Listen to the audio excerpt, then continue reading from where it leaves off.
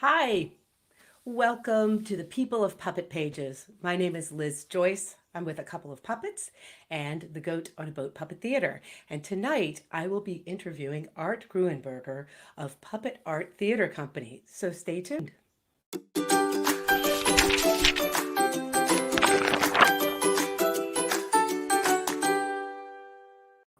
You did such a good job with the intro. I love that. Yay, I Liz! learned it all from you, Art. It's so great to be interviewing you after you've done such a great job at interviewing all the other puppeteers of Puppet Pages. So It's been so much fun. And I totally hate being on this side of the interviewee. So I will be asking you tons of questions during this whole process.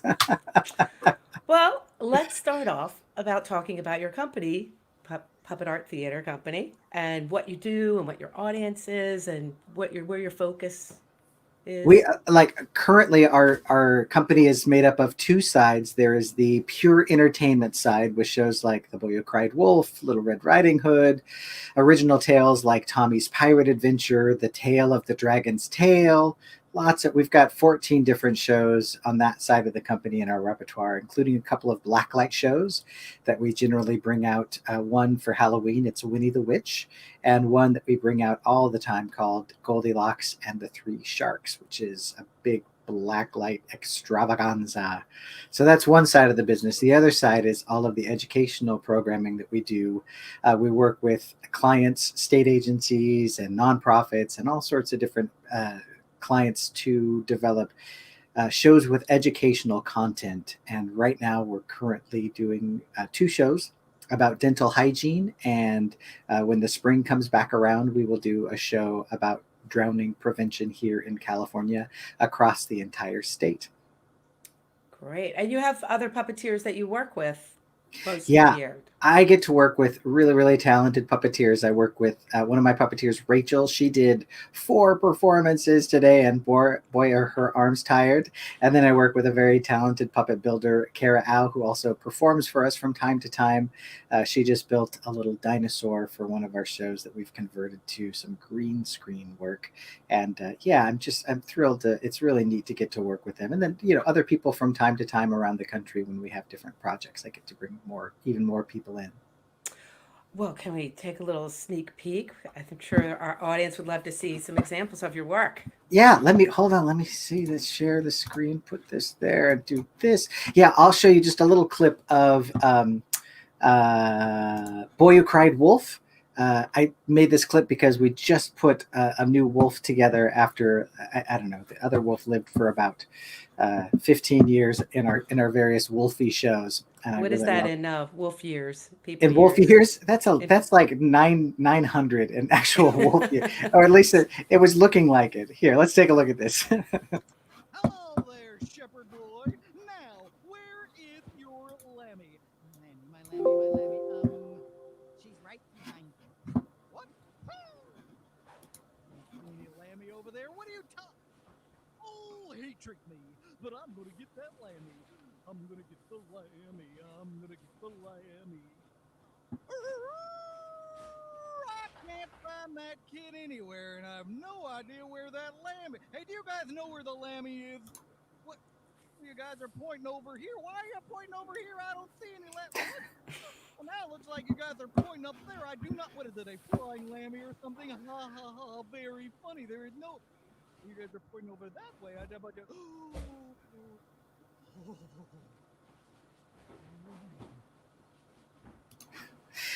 So, Boy Who Cried Wolf. That's a good looking wolf. That is a good Thank looking you. wolf. All The fresh original with one the didn't tongue have. hanging out. It's great. I know, right? The original one didn't have a lisp, and so this one had the tongue hanging out of its side. And when I was performing with it, and I was watching it on camera, it just sort of naturally started having this lisp, and I absolutely loved it. I thought it was really, really funny. Isn't it funny Happy. how puppets take on a life of their own? You create them and then they tell you what they want to be. I I love that. forget who said it, but and with Boy Who Cried Wolf, this was my experience. I had one set of puppets that I was using in that show for years, and then I built a new set, and the new set wouldn't do what the old set used to do. And I read, I forget, I can't remember the guy's name who wrote the article, but he said that you have to let the puppet teach you how it can move. And that's exactly what I had to do when I was, reblocking The Boy Who Cried Wolf with the new puppets. Is it's like, oh, what do these puppets do? I can't force them to do what the old puppets did. It's really fun to explore that way. Yeah. So he's the only new character that had to come in and identify himself with the rest of the group. For this one, yeah, he fit in. He fit in just fine with the other puppets. But yeah, he's the new one for this one. And since we transitioned from live performance to live streaming, it made a lot more sense to have this guy look a little bit better than the old puppet did. The old puppet looked fine from about 15 feet away, which is as close as most of our live audiences ever got to him. But the first couple of times I did live streams, I looked at the puppet and I thought, time to upgrade. You get a little closer, so there's a little more detail in the screen. I think so. Yeah. I love your shows, and you've been to Goat on a Boat many times. It's become a ritual, except for this summer, but we'll get into that later. And your relationship with the audience is so special. You from the beginning, you are there and they are there, and there is this relationship that is just magical. It's probably what I enjoy the most. The very first time I did kid shows was out at a little it was almost like a truck stop for people passing from the San Francisco Bay Area into the Sacramento Valley where I live. And it's called the Nut Tree. And they had like a little train that would go around the entire park. And they had some slides and some, like a big shop with all sorts of nuts because they grow lots of almonds and lots of walnuts and lots of pistachio nuts in the area. And so it was just a place that people would stop on their drive in from the Bay Area. Did they have a giant nut that you could take your picture with? I'm sure they did. I'm sure they had like a walk around nut mascot. And I mean, it was the cheesiest place ever, but it was a real staple for people in Northern California. And so Richard Bay, who's the guy that started me in puppets, he had this big tree puppet stage outdoors. It was this big paper mache looking tree with a big frame right on the inside of it. And he hired me on when I was taking his puppet class in college to do kid shows out there.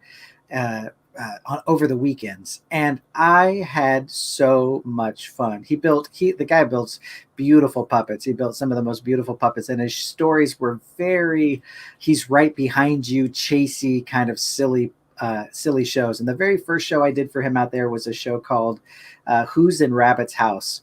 And it was just an adaptation of an original story, and it was so much fun. Although, since it was out in farmland, I was running late one day, and I like jammed into the tree trying to get the 11:30 show up and running, and I threw the sound system out the door, and I was putting my mic on, getting all ready, and I started the show as I was pulling the puppets out of the box and trying to get the music going. And so halfway through the show, a big bear puppet is supposed to come on. And so I reach down and I grab the ear of the bear puppet and pull him up to sort of like toss it up and then put my hand into it. And as I pull up the puppet, something falls out from inside the puppet. And it's a rat about this big that had nestled into this bear puppet, and it started running around the inside of the puppet stage. It had no way to get out. So I'm in Birkenstocks because it's summer, right? I'm in sandals. Well, you're always in Birkenstocks. That's true. This thing's running around the puppet stage, and I have to put my hand in this puppet now going, is there a family of rats in this big bear puppet? Or there was, unfortunately, there was just the one, but that was a really good reminder for me to, to show up early and check the puppets for rats. Get your preset. Yeah, you could have lost a finger. Yeah. Ended your career. Exactly. Does that venue still exist? If the Nut Tree is still out there. They just redid it a few years ago, and they don't have puppets out there anymore. Which is a shame. But it's a little bit more strip mall-y now than it was, and I think people are less likely to stop on the way into Sacramento or up to Tahoe now. So, yeah, but it's still there. Oh, that's great. That's a great story. So that's kind of where you got your sea legs as far as working with an audience and being used to the kiddos. Yeah, and it was really interesting because there was so many. There was a carousel, and there's the train, and there's so many other things going on there that it was. Richard taught me to work really hard to keep the adults entertained as well as the kids. And he basically said if they're not laughing too, they're going to pick up their kid and head over to the carousel or go into the shop or do something else. And so you've got to keep both the kids and the adults entertained. And that just felt like a really fun challenge to do, especially like brand new with puppets. And so trying to, I could see through parts of the tree and I could see the audience and I could call out specific people if they weren't participating. And so that's where I learned all of those little bits of puppetry that so many of us use because it works so well. Right. Uh, If you can't keep the parents there, then and also they appreciate it because they sit through so many things with their kids, and if they get a laugh, then you've made yeah, their day. yeah.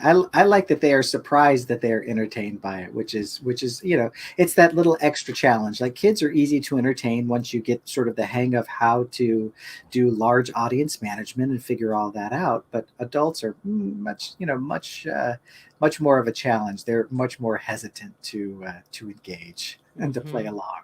Oh, I love it when you have your little peephole, you can see and a kid, or if I'm out front with the audience, and a parent laughs, and the kids look up at their parents like they're sharing this experience together. It's just so sweet.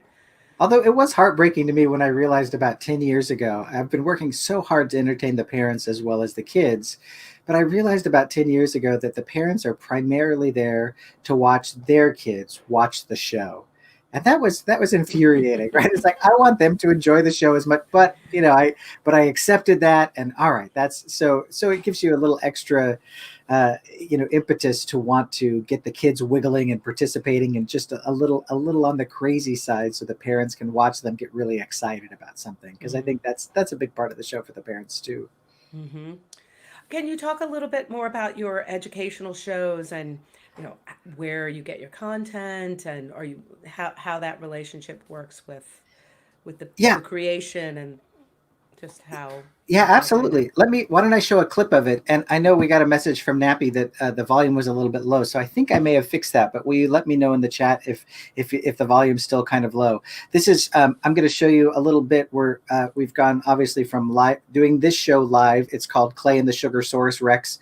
We did this show live for several years, both down in Southern California and in Northern California for an organization called the Sacramento District Dental Society. They're the funders of this show, and they've just been incredible clients to work with to develop work. But we're trying new green screen technology with this show, and so this will show a little bit of that. And let me see if I can share this with you. Here we go. Ah. Clay and his saber-toothed tiger kitten Sabi love sugary treats. Antiople, the cave's dentist, just wants Clay to keep his smile nice and healthy.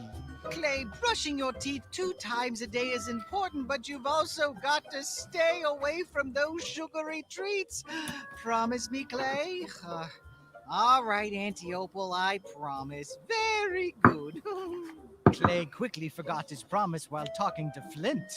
Because I was gonna go searching for the super sugary stash of sweets. Super sugary stash of sweets? What's that?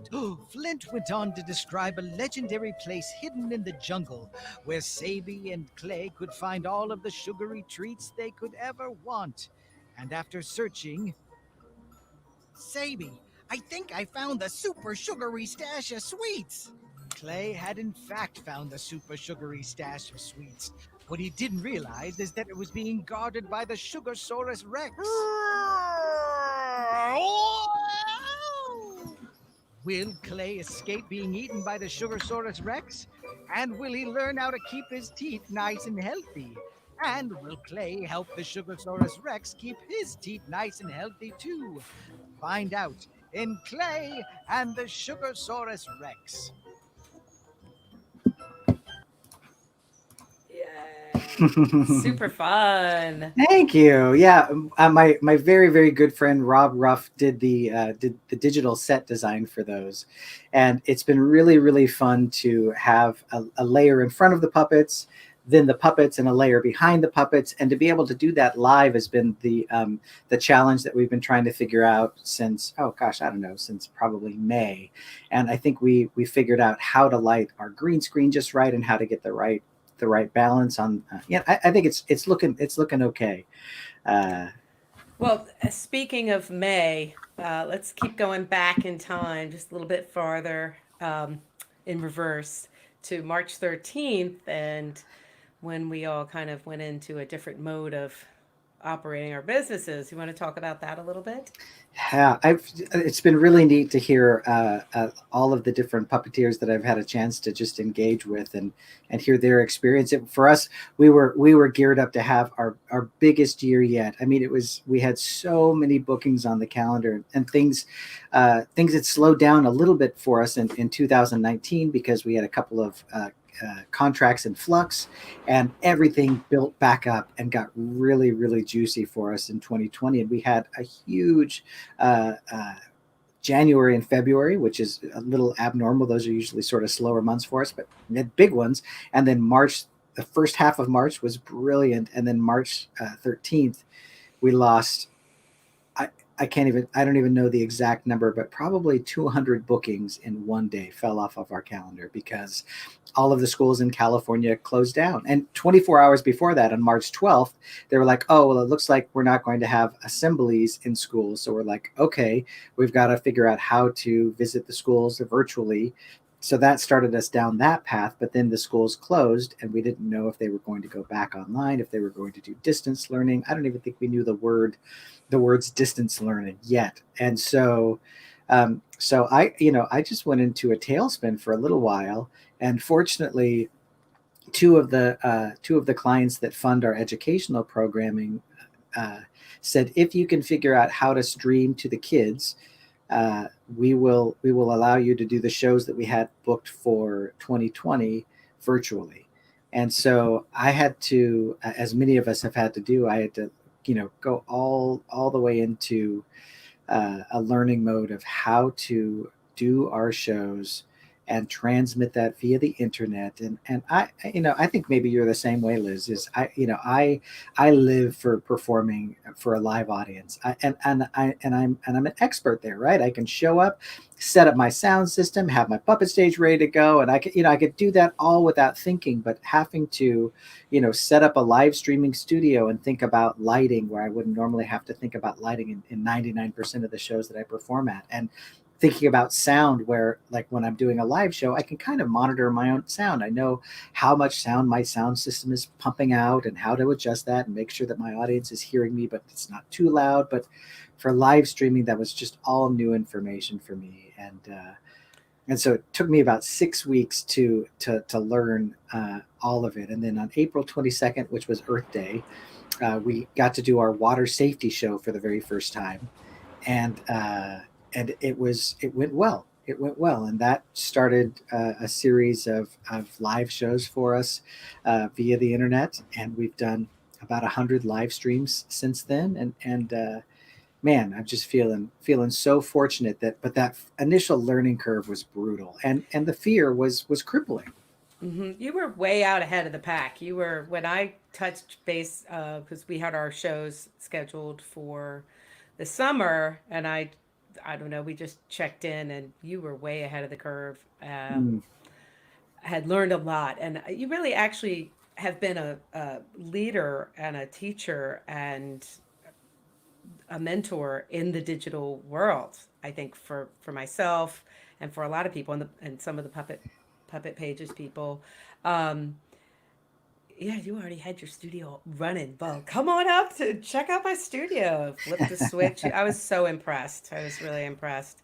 And It's nice to have it up and running now, and since we've, our original performances were just one camera pointed at our live puppet stage, and it was just sort of a fixed shot, and I think that was fine at the very beginning. But after I got over that learning curve of struggling every time I would turn the computer on and there would be one thing that was set the wrong way, and it would take me hours to figure it out. And fortunately I had a lot of help here at home, to help me figure that out. But that was excruciating. But then I started learning where to look to figure out how to fix the little problems that would come up. And then I got into this mode of like, okay, now I've got all of these new tools that I can play with. And so I thought, well, let me add a second camera. And so I added a second camera, and now I had sort of a close-up little area of the puppet stage that camera would be on, and then the wide shot of the other camera, and a way to switch that backstage with me.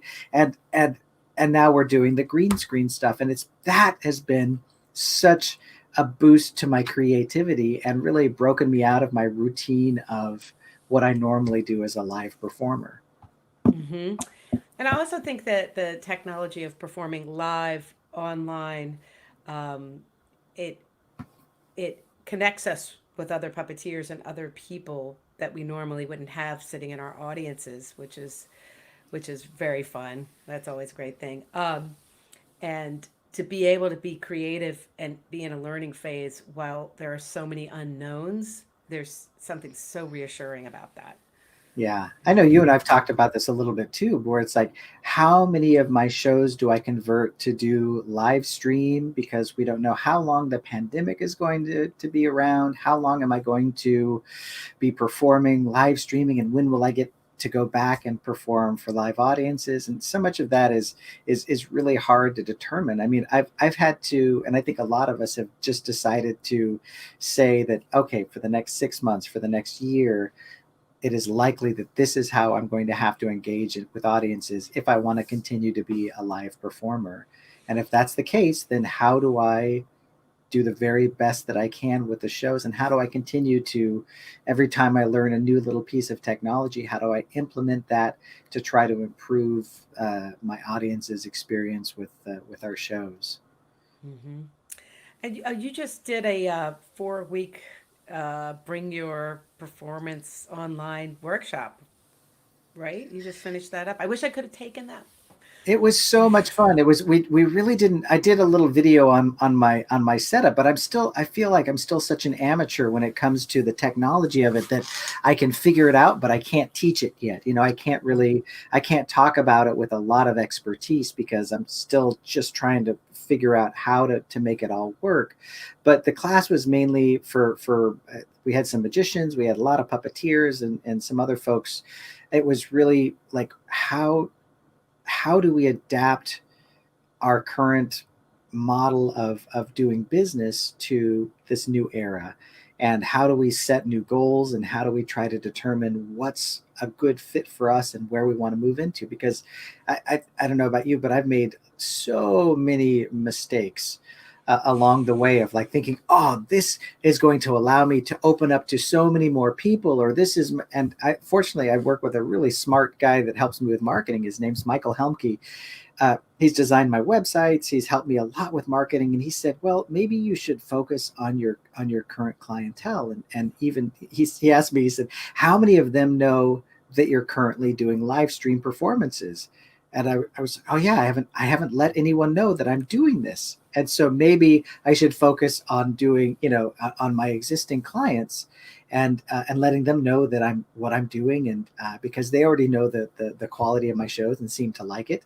And so that has been an area where I found some success, is continuing to work with the relationships that I already have, instead of trying to develop a whole new set of relationships. Hmm. Although that's been an interesting journey with you and the other puppeteers on Puppet Pages, is looking at, that's sort of how I've been thinking about the expansion of our shows into other markets, is with Puppet Pages. It's like, how do we do that? How do we get people's attention? And before the pandemic, I was sitting a little fat, dumb, and happy, looking at, like, I wasn't having to do much marketing. The shows were coming in just because they were coming in, because once you're out and doing shows, people see the shows and they say, oh, we saw you at this library and now we want you over here. And it just sort of, you don't have to put a lot of effort in to keep it rolling. But then Hmm. all of a sudden, when all those bookings fell away and I got hungry again, I got real busy, as I think a lot of us did. Hmm. It's also in the, hopefully when this is all said and done, we still have our community. We still will be performing in our neighborhood. So it's nice to stay connected in that way.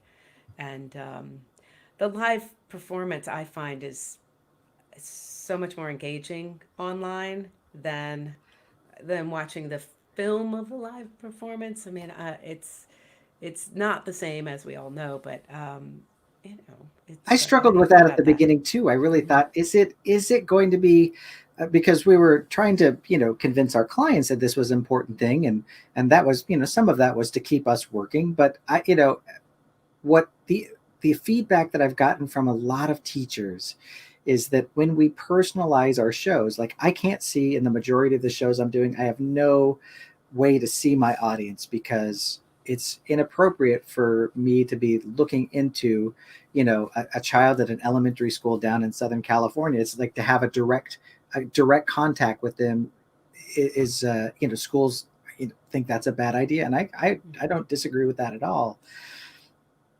So making sure that there's still some personalization there, and saying, oh, here we are at Johnson Elementary School, and I know we've got Mrs. Smith's kindergarten class, and we were trying to do that to make it more personal, especially in a lot of our educational shows. And I thought, is this really making a difference? But the emails that were coming back from the teachers were like, oh, the kids loved it when you gave our class a shout out, and they really loved Mm. it when you knew what our school mascot was, and like all of this stuff. And with our educational shows, with the where they're entertaining, but the primary purpose of them is to deliver the educational content. Anything we can do to get the audience to pay attention just a little bit more means that the educational content is going to stick just a little bit more. And so I think the live performances have helped both make kids feel connected, like they're like we are really paying attention to them, and also deliver the educational content. And I love doing the Q&A with kids at the end because they have some great questions. Have you done any of that? Like the librarian will read the questions that the kids wrote, and so like Jimmy asks this, and so that kind of interaction has been really, really fun too, because the kids Little will bit, come up with ridiculous questions, and just it's so much fun. And I'm probably just desperate for that audience interaction. I miss that so much. I miss having a live audience. And when I got to perform for you, and you allowed some of the kids to have their screens on, I was able to glance over at my computer monitor over here while I was performing the show, and see the kids like pointing at the dragon or like waving and like just going crazy. yeah.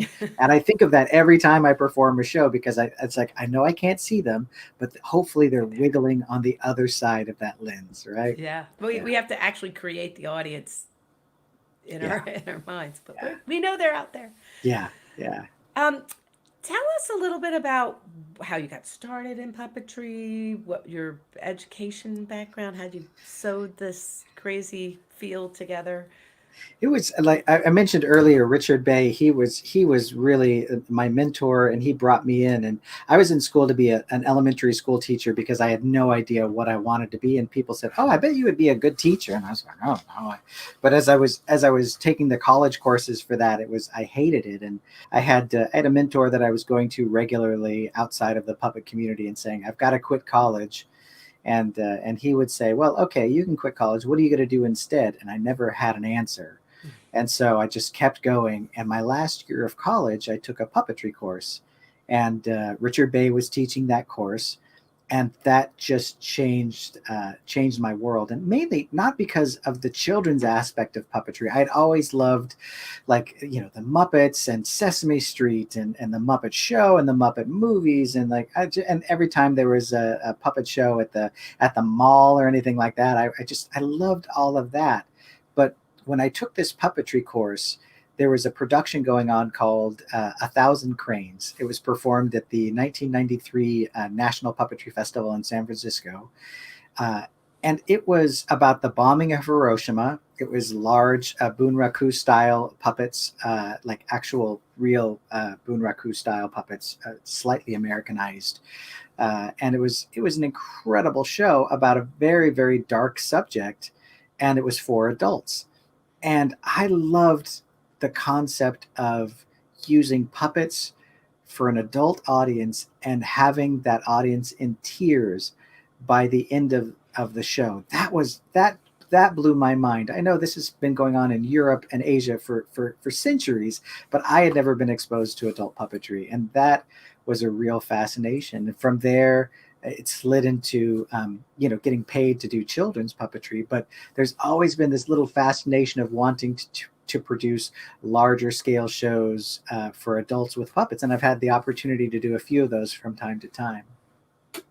And you've done some stuff with the O'Neill along the way, and yeah, it's always Yeah, great to keep learning and reconnect. absolutely.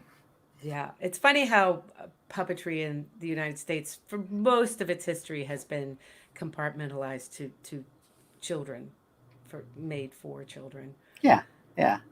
But And thank goodness, because it's been a heck of a career. mm-hmm, mm-hmm, Yeah. it's a pretty great career.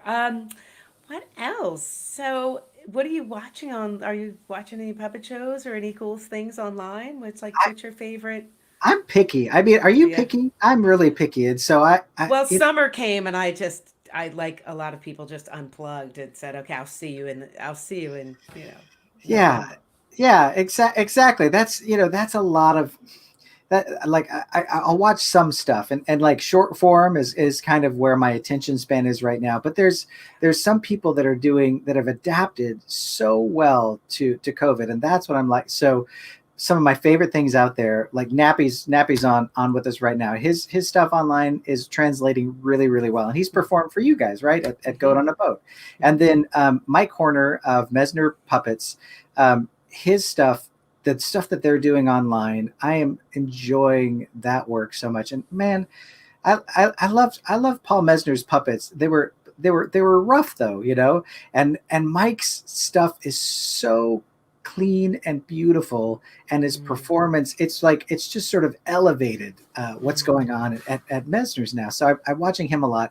I like what Great Arizona Puppet Theater is doing as well. They're not doing too many things online, if I'm not mistaken, but they're doing drive-in puppet theater because they had some larger scale shows. And so they've got mm, about, I don't know, I think 50 cars that will drive into this big parking lot and they'll perform this large scale show. And now they're actually building shows. Like they've got these big dinosaur puppets that are walking around where the cars are. And so the adapting is amazing. And I'm loving magicians too. um, my favorite right now is Mario the Maker Magician, and he was at a puppet festival. That's where I saw him first, and then he came through town, and I got to see one of his live shows here, and kibitz with him a little bit. But he's doing some really interesting short form stuff with one on one with kids. That is just I will giggle so much when I'm watching his work.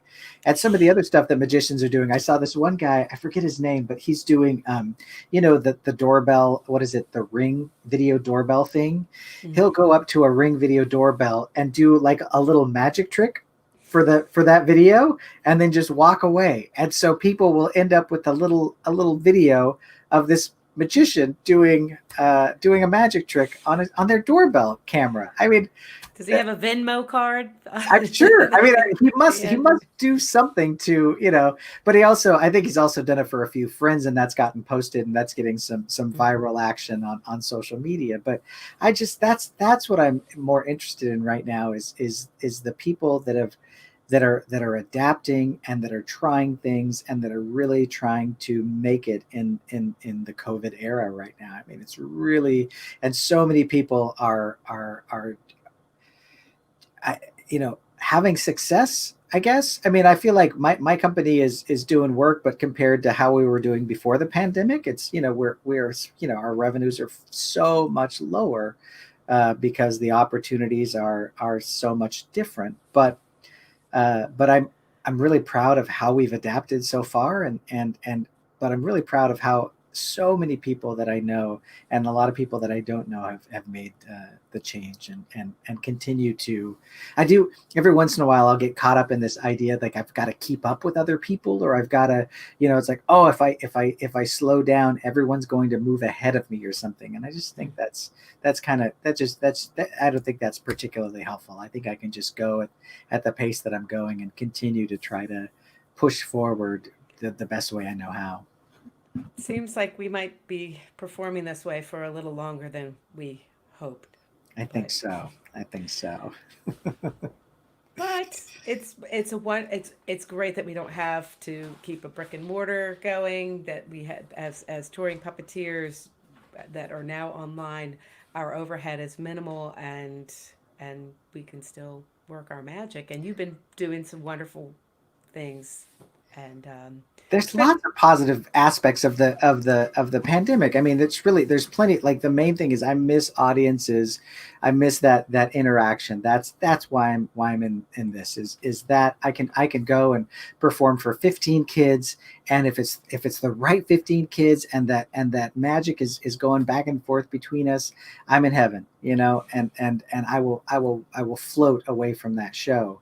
But there is, and I think you and I were talking about this a little bit earlier today, but this idea that when I'm performing for a crowd of like 400 or 500, 600 kids at an elementary school, there are kids that are all the way in the back of that room that are having a very different experience than the kids that are in the front row. And so the show has to be much bigger and much louder and much, more frantic to hold that back row as well as the front row. And that's a great challenge, but it's really cool that every kid that watches one of my shows online has a front row center seat, and that is interesting to play with, and that they're, instead of like all of the different focal points as you're trying to deliver a show to a big audience, you're trying to reach everyone, that you've got one little teeny focal point, that camera lens, or the multiple lenses if you're using more than one camera, that is your lens to the audience. And that's been really, really fun to play with. And I think that's been a positive part of, and you can get up really, really close to that camera too if you want,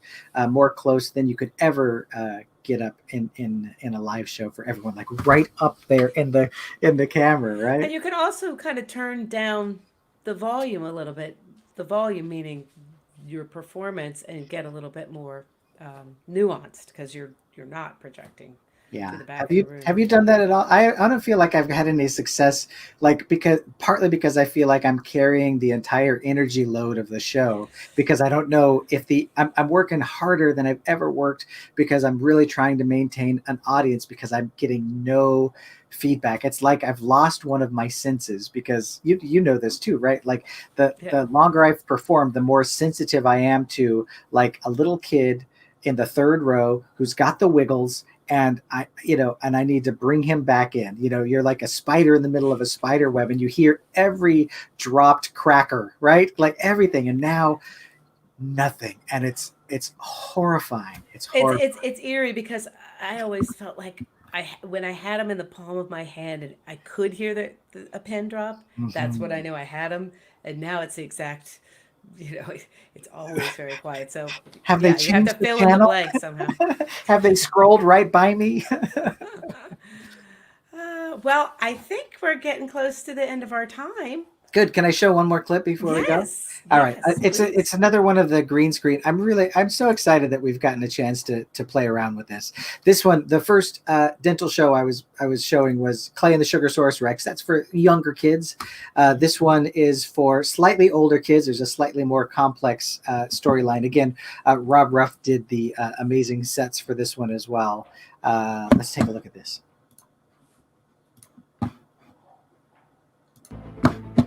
There is a battle going on. There is. Where? Inside your mouth. Inside my mouth? Ah! Ha ha ha! It is I, Sir Enamel, fighting all of the sugarbugs in Johnny's mouth. Oh, back, Sugarbug! Back, Sugarbug! But the evil King Sugarbug had a plan to defeat Sir Enamel. Good news, King Sugarbug, good news! Johnny is eating more sugar! Oh, excellent, Blackie. That means we'll grow our minions of sugarbugs, and soon we'll be dining on Johnny's teeth. Johnny didn't realize his poor eating habits were feeding King Sugarbug's army. What is this? Oh no, more sugar in the molars! Johnny's eating more sugar! Oh no! Ow! Oh! Ah! Oh! Oh! I can't do this by myself. I need help. By the power of flossing? Hey, where am I? Welcome to your mouth, Johnny. I'm Sir Enamel, and I need your help. What? Will Johnny help? Or will Sir Enamel be defeated by King Sugarbug's army? Find out in The Adventures of Sir Enamel. Hank, what it needs is more star wipes. That's what it needs. More star wipes. I love it. You really could get inside of the mouth just like that. Love The it. puppet stage that we have for that show when it's live is actually like shaped like the inside of a mouth, and it's a silly show. And I'm not performing too many of the dental shows right now. Rachel is performing a lot of them, and I've gotten the chance to go over and safely distance with her as we've been rehearsing the shows in this new format. And she cracks me up. The way that she does some of the shows is just and like some of the shows I've written, and I've never performed the Adventures of Sir Enamel. That's always been Rachel. I just wrote the show, and like a year or two will go by since I've seen it, and I'll see it again and I'll start giggling because it's my sense of humor because I wrote the show, and it feels ridiculous, but it's you gotta love what you write, I suppose. Does Rachel add a little bit of her own performance flavor? Absolutely, absolutely. That's what's been great about working with other puppeteers is I've got my ways of doing my shows, and there's certain things that I want to be done, very specifically, and that I want to be included. But then after the puppeteers that have worked for me in the past have learned my shows, they start bringing in their own senses of humor. And Rachel and I, we've been working together for so long that like we might have started doing Tommy's Pirate Adventure, and she was doing it the same way I was doing it, and I was doing it the same way she was doing it. And then over the course of several years, like her show and my show of Tommy's Pirate Adventure would be completely different. It would be the same basic structure, but like she's got jokes that I've dropped years ago because I found other things, and she's found new things. And so like the two would be very different performances, which I think is really cool. I mean, I love that. I love that idea. I just love the idea of my shows being out there without me having to be out there all the time to do them. I think that's That's really a beautiful, beautiful thing. yeah, it's neat. I hear your dogs plotting around. Are they down there? Yes, I'm Tell them I sorry. said hello. No, just tell them I said hello. I love your dogs. Oh, Pep and Moo. Art says hi. Say hi to Lainey. I I think certainly will. I think we're getting into the end of our show, but it's been a great pleasure, Art. I love talking to you, and I I love really seeing your work, and you've thank been you. I've an really inspiration. appreciated, at the very beginning, the show at Goat in the Boat was one of the first live stream performances that I did, and that was, when you said, "Can you do this?" It was several weeks away, and it really motivated me to push forward and make sure that I had something decent to show you. And so you were a really really big inspiration to get my butt moving, and to get me to learn what I needed to learn. So I really appreciate that. It was a great show. You were already there. You just needed a kick in the pants, right? I think so. I think so.